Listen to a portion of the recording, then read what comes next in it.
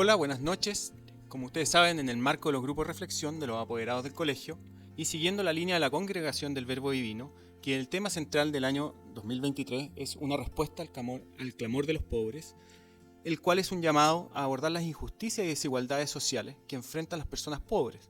Resalta la importancia de la solidaridad como respuesta a sus necesidades y anima a los católicos a participar activamente en ello. Hoy día estamos con el padre Fernando Chomalí, quien es arzobispo de Concepción y gran canciller de la Universidad Católica de la Santísima Concepción.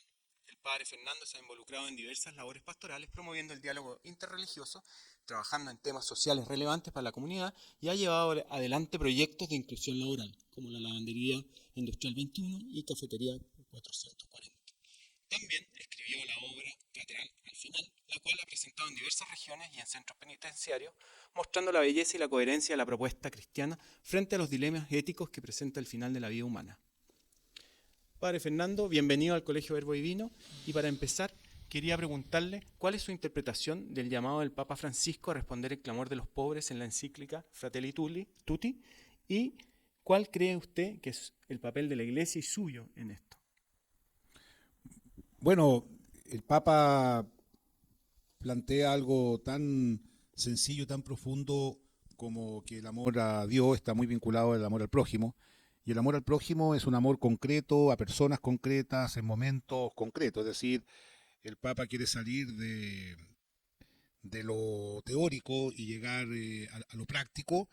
Según el principio, tuve hambre y me diste de comer. Es decir, él quiere volver a la fuente misma del Evangelio, según los hechos de los apóstoles, donde la comunidad rezaba, compartían el pan, se preocupaban de los más necesitados y gozaban de simpatía en todo el pueblo. Y yo me siento tremendamente interpelado porque no basta con ser bautizado, no basta ser discípulo de Jesús, no basta con ser arzobispo, sino que se tiene que demostrar en obras concretas y hago el esfuerzo de hacerlo.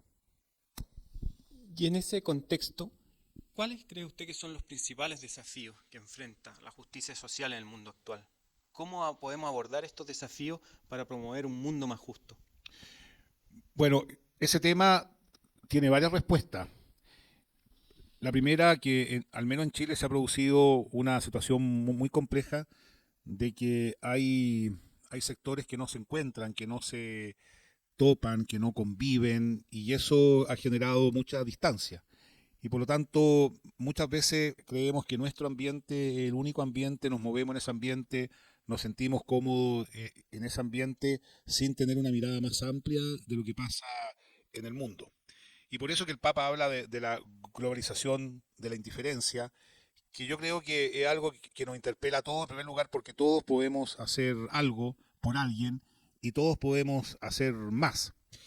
En Chile pasa un fenómeno bien especial que lo que debiese ser justicia a veces termina siendo caridad. Es decir, los adultos mayores están muy abandonados, las personas con algún tipo de discapacidad están tremendamente abandonadas, tienen dificultades para ir al colegio, a la universidad, para encontrar trabajo, ni que hablar los migrantes, que son personas que están muy solas, muy abandonadas, y muchas de esas personas encuentran alivio en obras de caridad. En Chile yo creo que son incontables las iniciativas de caridad que existen, incontables y de todo tipo, muchas inspiradas por el Evangelio, cosa que es muy buena, pero todo eso es la primera responsabilidad del Estado, la comunidad, las leyes, etcétera.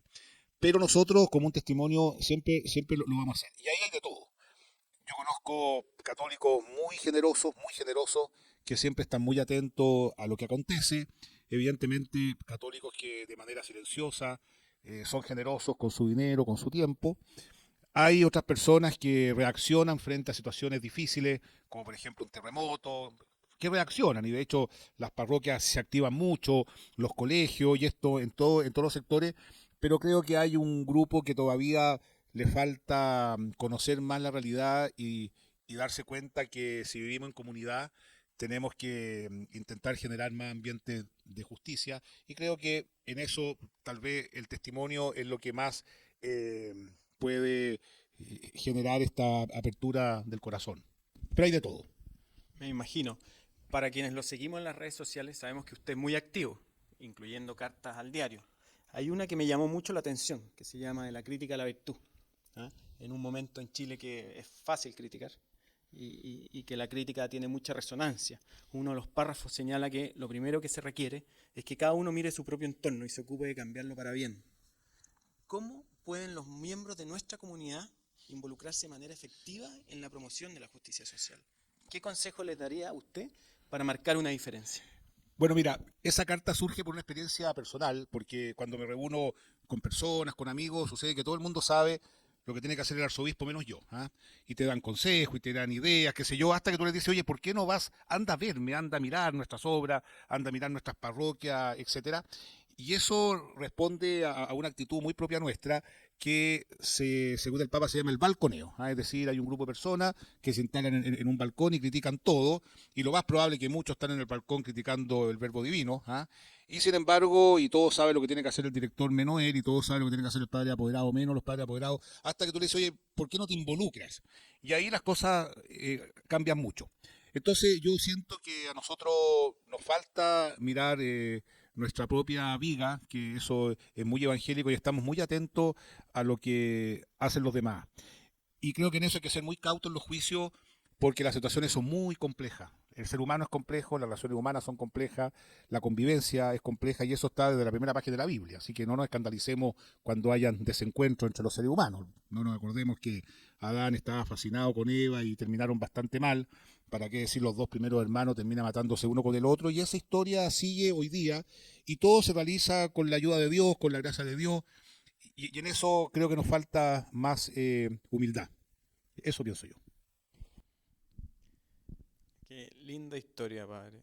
Muy bonita. ¿Usted cree que la solidaridad y la compasión juegan un papel en la justicia social? Bueno, yo le recomiendo, ya que esto va a los grupos de reflexión, que lean la encíclica de Benedicto, del Papa Benedicto XVI, fallecido, Dios es amor. ¿Ah? Y él habla justamente de la solidaridad, que es mucho más allá que un sentimiento. Es una forma concreta de hacer justicia. ¿Por qué? Porque la justicia tiene un límite, pero hay un espacio muy superior que es justamente la misericordia, que es ponerse en el corazón del otro, ponerse en el lugar del otro. Yo estoy seguro que si se hace una reflexión muy profunda en ese ámbito, nos damos cuenta que en Chile estamos muy atrasados, porque en Chile las distancias que hay salariales en muchas partes son demasiado altas. Las condiciones de vida de las personas son demasiado altas. Y yo ahí debo reconocer, y lo he hecho saber en varias oportunidades, yo creo mucho en la responsabilidad social empresarial, creo mucho.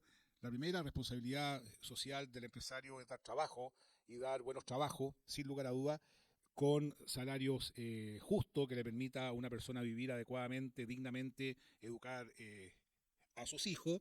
Y tengo el temor a veces que muchas veces se convierte en una mera estrategia de marketing. Y creo que ese es un riesgo que estamos viviendo en Chile, que todos lo estamos convirtiendo en estrategia de marketing, pero hemos perdido el fondo originario, que el otro, en definitiva, soy yo, porque somos una comunidad. Me gusta mucho el poema de Vicente Huidobro, Canto Segundo, Altazor, cuando le dice a su amada, le dice, estamos cosidos a la misma estrella. Y creo que eso no lo tenemos tan internalizado en nuestra vida y vivimos en mundos, en estrellas muy, muy separadas. Y creo que esa es una gran lectura para poder comprender, digamos, el, eh, el malestar social. El malestar social es una respuesta, digamos, a esa distancia que existe entre los anhelos y la realidad. Una ejecutiva de una multinacional, en consideración a la pandemia, dijo, es claro que estamos en la misma tormenta, pero no todos vamos en el mismo barco. Así es, así es. Sí. Padre, en su experiencia, ¿cómo podemos hacer que esta justicia social permee a nuestros hijos hoy día que están tan involucrados en las redes sociales, con tanta influencia externa? ¿Cómo hacemos que esto llegue, que esto sea un mensaje de acción hacia nuestros hijos? Mira, lo primero, un sentimiento de gratitud, de felicitaciones a quienes optaron por la vocación matrimonial, porque educar un hijo es muy difícil. O sea, yo realmente los felicito, que esta vocación, creo que hoy día, no creo, estoy seguro, construir un edificio de 20 pisos es mucho más fácil que educar un hijo, mucho más fácil. Porque los edificios son materiales que sabemos más o menos cómo funcionan, etcétera, pero cada hijo es único, irrepetible, con muchas presiones externas que ni siquiera nosotros sabemos cómo son. Yo creo dos cosas. En primer lugar, no hay nada más educativo que el amor. No hay nada que transforme más al ser humano que el amor. Es imposible. Y el andamiaje que uno tiene cuando ha sido amado te acompaña toda tu vida, toda tu vida. Y tal vez uno de los dramas hoy día es la fragilidad emocional que se experimenta. Por eso la casa, un lugar de amor, de socialización, donde nos reconocemos como seres humanos por la dignidad que tenemos, es la experiencia al menos que tuve yo en mi casa y que realmente cada vez la valoro más. Y en segundo lugar, voy a contar algo. Sucede que un amigo, una persona que conozco bastante, me llamó un día que estaba muy preocupado por la andanza de sus hijos, adolescentes. Entonces, él me decía, bueno, pero ¿qué hace la iglesia? O sea, yo la verdad que no tengo ninguna injerencia directa, digamos, en la educación de, de los hijos, ni siquiera de los hijos de mis hermanos. Y le dije lo siguiente, le dije, mira, con mucha honestidad, con mucha sencillez, pregúntate qué conversas en la mesa. ¿De qué conversan en la mesa? Porque es impresionante cómo uno repite lo que escucha en la mesa. La mesa es un factor tremendamente importante que nos va generando una cultura, un modo de comprendernos, un modo de comprender al otro, un modo de comprender la sociedad. ¿Qué pasa con el lenguaje? García Márquez decía que uno se empezaba a poner viejo cuando empezaba a hacer las cosas que le criticaba al padre, ¿ah? O a la madre. Uno se empieza a poner viejo cuando las mismas cosas que criticaba a los papás, uno las empieza a hacer. Los, los jóvenes a los adultos los miran mucho y creo que ahí estamos muy en deuda. ¿Mm? Yo creo, el Papa lo dijo también cuando habla de la mundanidad superficial, yo creo, y lo digo también por mí mismo, creo que nos hemos puesto muy superficiales a la hora de hacer juicios respecto de personas, respecto de situaciones, y creo que la mesa, la casa, el hogar es un momento muy significativo para tener conversaciones con mayor profundidad e ir generando un sano espíritu crítico. Pero evidentemente que no es fácil, no es fácil. Así que yo me quedaría en el fondo con esas dos ideas. Uno, una profunda experiencia de amor vivido, asumido, reconocido. Y en segundo lugar, un ambiente en el cual hay una cierta profundidad en el diálogo, en los gustos, etcétera, nos pueden ayudar a todos nosotros a enfrentarnos en la vida, a vivir según nuestras convicciones y no lo que piensen los demás vaya modelando nuestra vida. Pero hay otra cosa que dificulta eso, y estos son temas que he ido pensando con el tiempo. Yo pienso que hay una estructura que nos sobrepasa a cada uno de nosotros, en la cual cuesta mucho desarrollarnos y vivir como personas con un alto grado de humanidad. Porque mira, si uno mira su propia vida, ¿a qué nos enseñan? ¿Qué nos enseñan en definitiva? A competir. Esa es la verdad. Yo conozco, y bueno, yo miro mucho a mi propia familia para saber lo que pasa en el mundo, no hay que ir mucho más lejos. Yo veo a mis sobrinos, pero estresados, ellos, los niños, para ingresar al jardín infantil, pero estrés. Poco menos que mandarlos a Harvard a hacer un doctorado para que puedan quedar en cientos jardines, y ellos saben que ese jardín lo determina para ir a ese colegio, y ese colegio lo determina para ir a tal universidad, y eso lo determina para tener tal trabajo. Si eso es así, yo formo parte de eso. Formo parte de eso. Eso es una trampa. Esa es una trampa muy grande. Porque, de alguna manera, te guste o no te guste, el otro se convierte en un competidor. Y no nos enseñan a compartir. No nos enseñan a reconocer las habilidades, las destrezas que tiene cada uno que pone al servicio de los demás, sino que es un esquema preestablecido que está orientado a la competencia. Creo que eso estamos viviendo ya las consecuencias. Bueno, la pandemia aceleró, pero ya tenemos serios problemas estructurales, psicológicos, mentales de los niños porque no se hallan en una sociedad tan competitiva. Los padres, como tú bien decías, son tremendamente aprehensivos respecto a los niños porque tienen una idea de que su hijo va a ser feliz en ese contexto y no es así.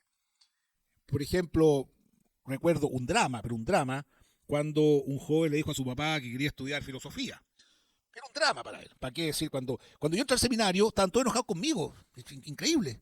En vez de, oye, pero qué bueno, te felicito. Estaban todos indignados. ¿Cómo se me ocurrió entrar al seminario? Era una pérdida de tiempo. Cosa absolutamente falsa. Y si me están viendo los padres apoderados que seguramente andan buscando sacerdote para tantas cosas, les recomiendo que empiecen por sus propios hijos. Y entonces el papá le dijo, oye, pero ¿tú de qué vas a vivir? Y este joven le dijo, pero papá, ¿qué es más importante? ¿De qué voy a vivir o para qué voy a vivir? Es decir, la pregunta por el sentido está demasiado escondida en la pregunta respecto de los bienes, de las cosas. Y no nos olvidemos que en el Génesis, Adán tenía todo a su disposición, todo a su disposición. Y no estaba feliz. Porque nuestra felicidad está con un símil, y las cosas no son un símil. Lo único que es un símil es justamente un ser humano. Y si nosotros miramos al ser humano como alguien que me va a quitar el puntaje, me va a quitar el puesto en tal carrera, etcétera, no va a haber una sociedad de confianza, una sociedad donde uno se alegre por el bien del otro, la envidia que es terrible, y eso lo vemos justamente en la sociedad que hemos construido. Y lo otro también es la experiencia religiosa. Yo creo que nosotros, quienes tenemos responsabilidades pastorales, los obispos, yo por lo menos en concreto, yo creo que hemos fallado en la tarea evangelizadora porque muchos católicos creen que la iglesia, la jerarquía de la iglesia, los sacerdotes están para prestar servicios religiosos. ¿Ah? Entonces es un servicio religioso pero que no toca el corazón de la vida, que tiene que ver con un modo de vivir. ¿Ya? Y creo que ahí estamos muy en deuda y eso se va transmitiendo de generación en generación y ha ido desgastando porque si hay un servicio, se aparece un servicio mejor, bueno, no tiene ninguna relevancia en mi vida. Yo pienso que los colegios hoy día, donde están los jóvenes, son una gran posibilidad de poder penetrar con más fuerza eh, el Evangelio, pienso yo, con vida espiritual, con retiro espiritual, con hondura espiritual. Y de hecho, a mí me llama mucho la atención positivamente que en nuestros colegios, en Concepción, la gran mayoría de los papás de nuestros colegios no son católicos, la gran mayoría, pero ven en el colegio una gran posibilidad de valores que están arraigados en la sociedad chilena y que creo que estos colegios están llamados a darle mayor hondura espiritual.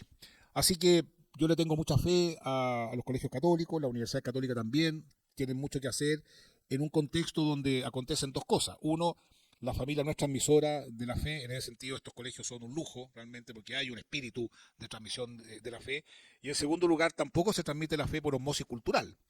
Yo siempre cuento que hace 25 años atrás todos veían programas, estaba El Pan en tu Camino, ¿se acuerdan? El Canal 13, estaba el otro programa, el de Mega, el domingo, qué sé yo. Todo eso se eliminó, todo, o sea,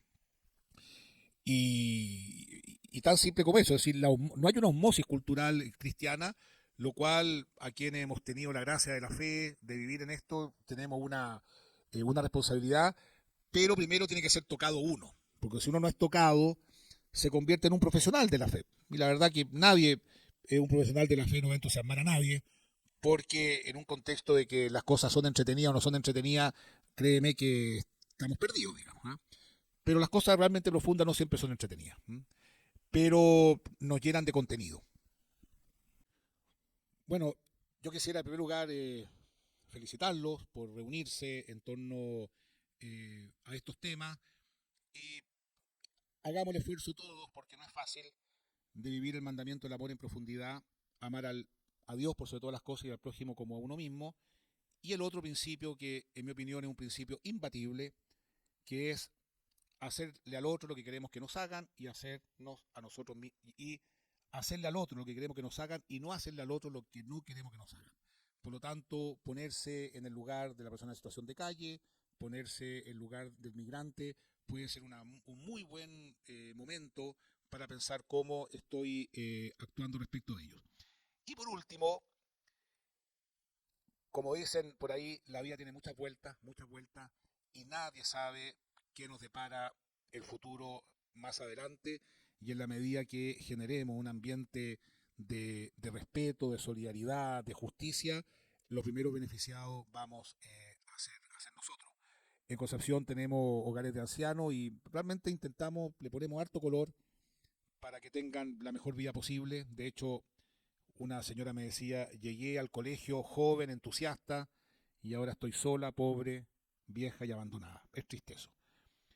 Y nadie sabe si alguno de nosotros puede terminar ahí. Y creo que esa es la sociedad que podemos construir entre todos en la medida que salgamos de nosotros mismos.